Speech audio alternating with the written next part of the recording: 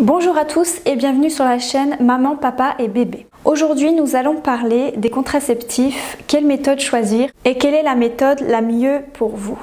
Il faut savoir qu'il y a plusieurs sortes de contraceptifs, tous plus différents les uns que les autres. Nous allons commencer par vous présenter le stérilet. Alors, qu'est-ce que le stérilet? Le stérilet, c'est tout simplement un dispositif contraceptif en forme de T. Donc c'est vraiment tout petit, ça fait 3 cm de long, donc vraiment tout petit. Et ce sera votre médecin ou votre sage-femme qui sera en charge de le poser. Il existe deux types de stérilet. Le stérilet en cuivre. Alors c'est tout simplement un stérilet en plastique avec plusieurs manchons ou alors un manchon en cuivre. À noter que plus il y a de cuivre et plus la méthode sera efficace puisque le cuivre, c'est ce qui rend les spermatozoïdes inactifs. Ensuite, vous avez tout simplement le stérilet hormonal qui lui contiendra une hormone qu'il va délivrer en petite quantité.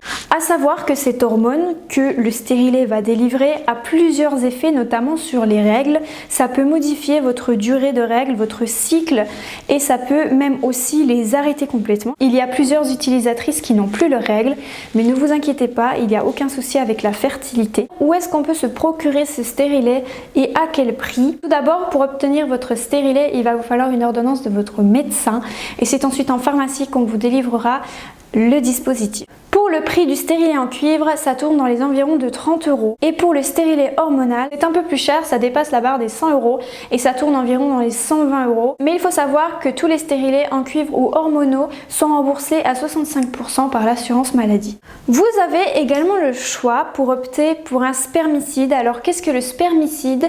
Ce sont des gels ou alors des ovules qu'on introduit dans le vagin. Ils peuvent s'utiliser tout seuls, mais on vous conseille de l'utiliser avec une barrière, comme on dit dans le jargon, c'est-à-dire un préservatif masculin.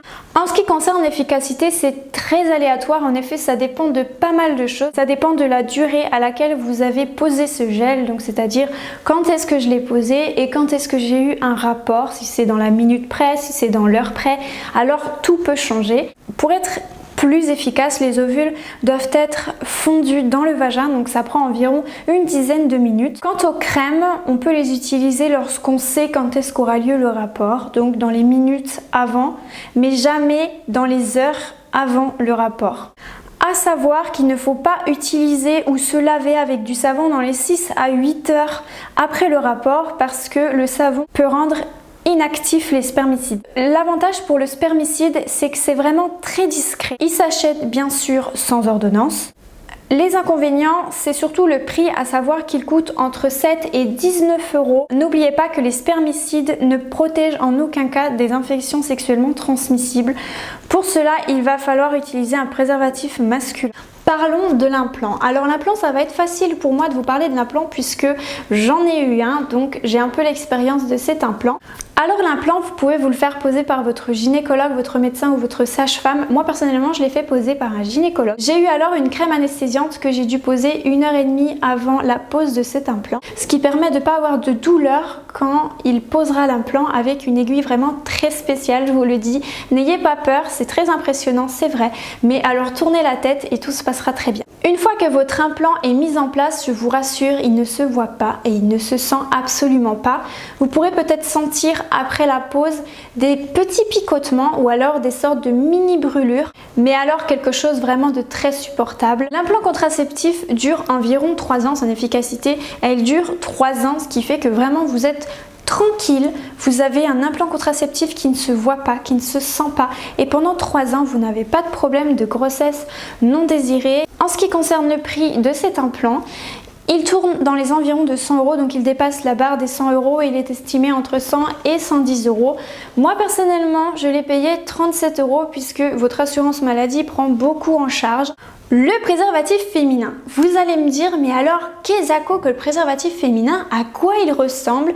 Vous savez très bien à quoi ressemble le préservatif masculin, ce qu'il fait, ce qui l'empêche, etc., etc. Le préservatif féminin, c'est vrai qu'il n'est pas énormément proposé lorsque vous voyez votre gynécologue en matière de contraceptif. Alors le préservatif féminin, c'est tout simplement le même que le préservatif masculin, à la différence qu'il est un peu plus gros puisqu'il va se coller à votre vagin et qu'il y a 2 trous au niveau des extrémités, donc 2 anneaux ouverts aux 2 extrémités de cette gaine. À savoir qu'il peut être mis en place quelques heures avant le rapport et il doit être changé après chaque rapport. Donc comme un préservatif masculin, c'est un peu le même principe.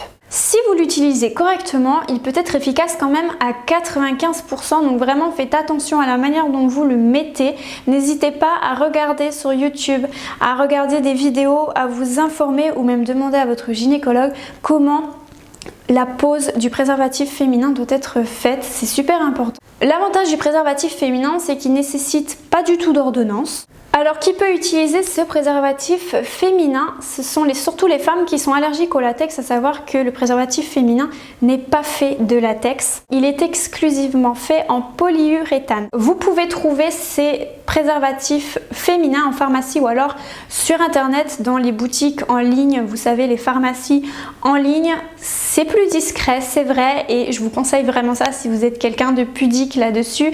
Par contre, le prix est assez onéreux. La boîte de 3 coûte environ 8 à 10 euros. Venons-en au contraceptif qui est le plus souvent utilisé par les femmes, à savoir la pilule. Alors si la pilule est utilisée parfaitement comme convenu avec votre gynécologue qui vous expliquera comment l'utiliser correctement, elle est efficace à 99,7%. Quand on prend la pilule pour la première fois, au bout de combien de temps elle est efficace? Alors il y a plusieurs types de pilules. La pilule combinée, c'est une pilule qui va être efficace maintenant, à condition de bien prendre le premier comprimé le jour même de vos règles. Ensuite, la pilule progestative qui sera efficace au bout de 48 heures. Et c'est le même topo à condition de prendre le premier médicament le premier jour de vos règles. Où l'obtenir et à quel prix? La pilule est délivrée uniquement sur ordonnance, c'est-à-dire que ce sera votre médecin, gynécologue ou sage-femme qui vous prescrira cette pilule qu'il faudra alors chercher en pharmacie. Selon le type de pilule choisi, ça peut varier entre 1 à 14 euros par mois. Est-ce que les effets sont-ils les mêmes quand on prend une pilule combinée ou alors une pilule progestative? En ce qui concerne les pilules progestatives, il y en a certaines qui vont vous supprimer l'ovulation et d'autres non. En ce qui concerne celles qui ne vous suppriment pas l'ovulation, c'est un cycle totalement normal. Vous aurez vos règles environ toutes les 4 semaines comme d'habitude. Par contre, en ce qui concerne les pilules progestatives qui vous suppriment totalement l'ovulation, vous pourrez très bien avoir une absence totale de règles. En ce qui concerne les pilules combinées, alors toutes sans exception vont vous supprimer l'ovulation. De sorte que si vous prenez ces pilules en continu, forcément vous n'aurez plus du tout vos règles. Nous vous avons stipulé les principales méthodes de contraception, à savoir les plus utilisées par la femme.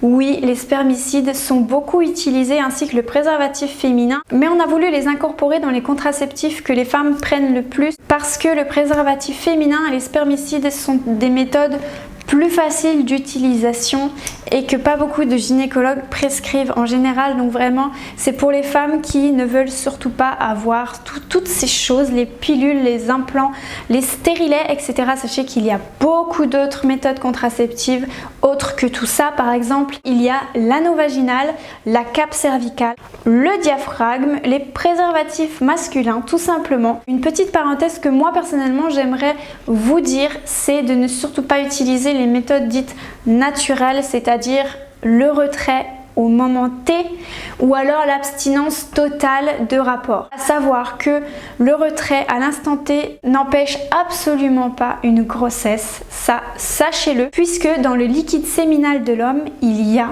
des spermatozoïdes. Oui mesdames, il y en a en très petite quantité certes, mais pour les femmes qui ont des soucis d'hyperfertilité par exemple, alors là ça devient vraiment un gros souci. Donc faites attention, utilisez un contraceptif si vous avez des rapports réguliers. En ce qui concerne l'abstinence des rapports, c'est à vous de choisir, c'est pas à moi de vous dire quoi faire. C'est seulement mon point de vue dans le sens où l'abstinence peut provoquer des frustrations.